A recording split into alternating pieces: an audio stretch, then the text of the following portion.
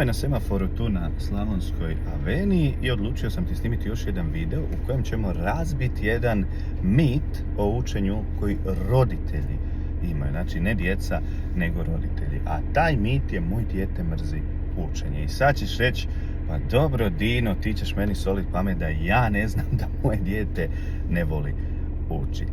Ima jedna bitna razlika. Nije da tvoje dijete mrzi učenje, usvajanje znanja, da tvoje dijete mrzi dobivati petice, ima dobre ocjene, da je ponosno na svoj rad, da je neko drugi ponosan na dijete.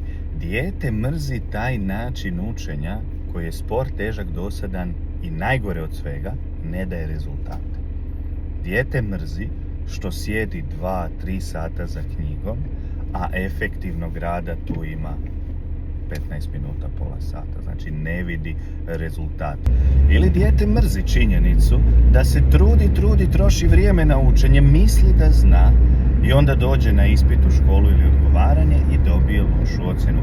To zapravo dijete mrzi. I ono što se magično, pod navodnicima magično dešava kad dijete upiše neku moju radionicu, je da više prestane mrziti učenje. Šta se tu desilo? Pa nije zapravo ništa magično, nego je dijete dobilo nekoliko novih metoda super učenja, zapravo novi način na koji može naučiti u kraće vrijeme, uz manje muke, sa manje ili zapravo bez stresa i vidjeti te rezultate. Nisu to metode koje učenje pretvore da bude zabavnije nego igra, ali i djeca to razumiju. Djeca razumiju da učenje je nešto što je vrijedno i što ne može biti najlakša stvar na svijetu. Pa zapravo je to ono o čemu pričam cijelo vrijeme.